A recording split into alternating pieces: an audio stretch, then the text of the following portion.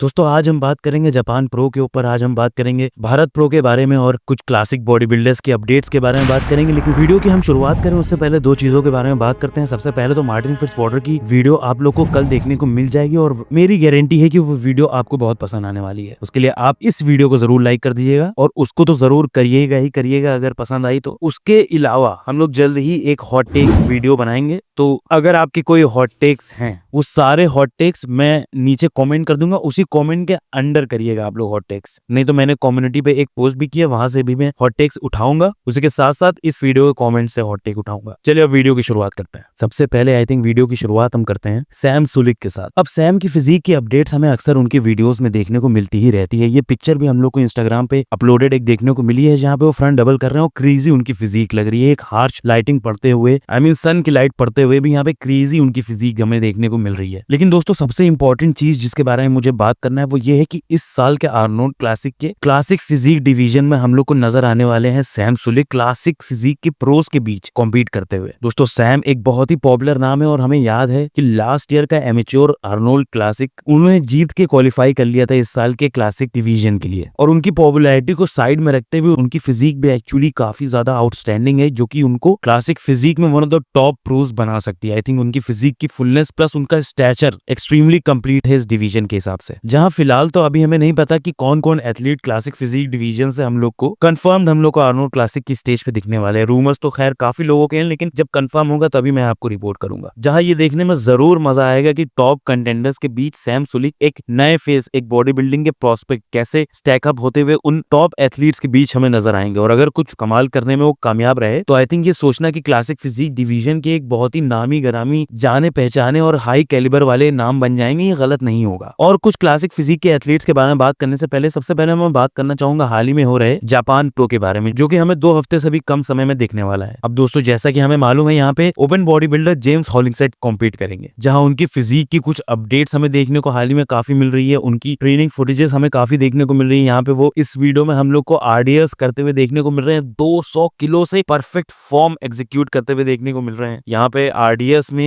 एक absolute perfection के साथ 200 किलो से, किसी की डेडलिफ्ट के लिए ही 200 किलो एक बहुत हाई नंबर है, लेकिन आरडीएल अगर आपने आरडीएल किए हैं आपको पता है कि कितना ज्यादा आपके इरेक्टस मजबूत होने चाहिए इस एक्सरसाइज को परफेक्ट फॉर्म के साथ एग्जीक्यूट करने में। जहां ऐसा कुछ वजन अगर आपकी बॉडी उठाने में कामयाब हो रही है तो आपके इरेक्टस लोहे के हो गए हैं। और कुछ ऐसा ही स्ट्रेंथ एक्चुअली हम लोग को मल्टीपल लिफ्ट में दिखाते हुए देखने को मिलते हैं जेम्स। आई थिंक ज्यादातर प्रोफेशनल बॉडी बिल्डर्स इस हैवी वेट तक जाते ही नहीं है, बिकॉज एक्चुअली इतना हैवी वेट उठाना इतनी कम रेप के लिए काफी डेंजरस होता है इन बॉडी बिल्डर्स के लिए। बिकॉज परफॉर्मेंस इनहांसिंग ड्रग्स लेने के वजह से आपकी मसल मास तो जरूर बढ़ जाती है, लेकिन उस बढ़ी हुई मसल मास के साथ आता है आपके कनेक्टिव टिश्यूज पे लोड, जो कि उस हिसाब से नहीं बढ़ते जिस हिसाब से आपकी मास बढ़ती है। जैसे जैसे आपकी मास बढ़ती है वैसे वैसे आपके मसल्स की वजन उठाने की कैपेबिलिटी बढ़ती चली जाती है। और उनको सपोर्ट कर रहे एंड्रोजन्स उनको बचाए रखते हैं, लेकिन वैसे ही सपोर्ट आपके कनेक्टिव टिश्यूज को नहीं मिलता, जिसकी वजह से मोस्ट ऑफ बॉडी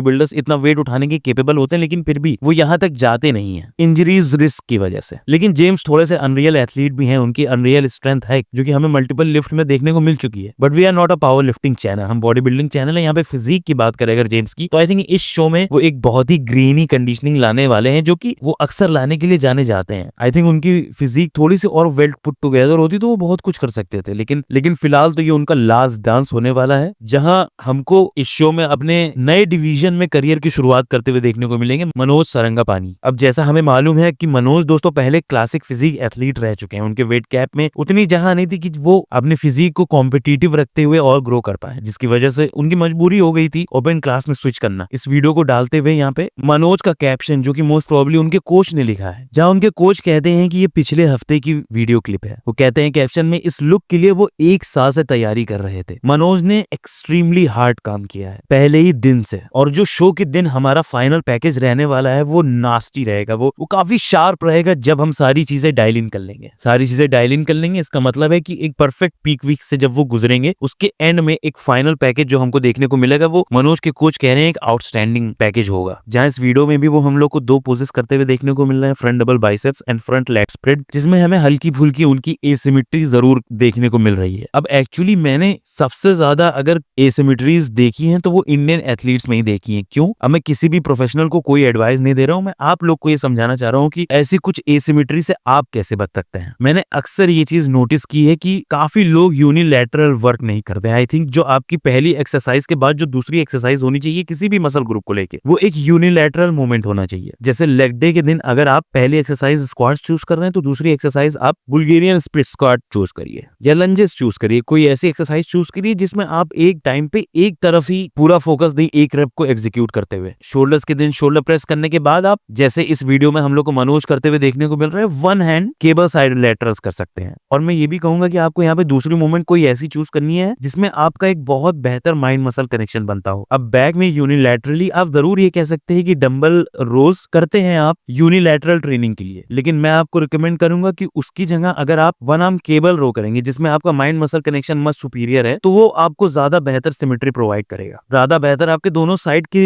मसल्स में माइंड मसल कनेक्शन होगा। एनीवेज, अपने ओपन मनोज से चलते हैं अपने मेंस फिजिक मनोज की तरफ। दोस्तों यहाँ पे मेंस फिजिक वाले मनोज यानी कि मनोज पाटिल भी हम लोग को 10 दिन में भारत प्रो शो में कॉम्पीट करते हुए देखने को मिलेंगे, जहां उनकी ये रील में हम लोग को उनकी फिजिक आउटस्टैंडिंग देखने को नजर आ रही है। अगेन ओलंपिया वो कॉम्पीट करके आए हैं, जहां ओलंपिया के लिए काफी ज्यादा लीन डाउन उन्होंने फिजिक की थी। आई थिंक थोड़ी सी कार्ब अप करते टाइम उनकी लाइंस हमें हल्की सी ऑन स्टेज ब्लरी जरूर दिखी, लेकिन फिर भी वो कट्स कहीं ना कहीं हमें देखने को मिल रहे थे ऑन स्टेज। इस शो को जीतने के ही माइंडसेट से मनोज भी उतर रहे होंगे, जहां शो को जीतने के लिए बहुत जरूरी हो जाता है उनका एक शेडेड फिजिक लाना, और वैसे ही कुछ करते हुए हमें इन अपडेट्स में भी नजर आ रहे हैं वो। लेकिन दोस्तों मैं फिर से आपको एक चीज बता देना चाहता हूँ कि ये वीडियोस परफेक्ट लाइटिंग के अंदर ली गई है, परफेक्ट जिम लाइटिंग के अंदर ली गई है, लेकिन जो स्टेज होती है वो डिजाइन की जाती है आपको एक्सपोज करने के लिए। ऊपर से आपको ये मालूम ही होगा कि इनहेंस फिजिक काफी रैपिडली चेंज होती हैं, जहां पे मनोज को ये चीज फिगर आउट करनी पड़ेगी कि परफेक्टली वो अपने इन्हीं कट्स को कैसे ट्रांसलेट करे ऑन स्टेज। एंड चांसेस है ऐसा ही वो कुछ कर भी रहे होंगे। 10 दिन में इंडिया का सबसे बड़ा प्रो शो हम लोग को देखने को मिलेगा और उसमें हम लोग को मनोज की फिजिक, मनोज की फाइनल लेवल देखने को मिलेगी। देखते हैं कैसे हम लोग को नजर आएंगे Manoj Patil on stage Bharat pro show की, और उनके खिलाफ कौन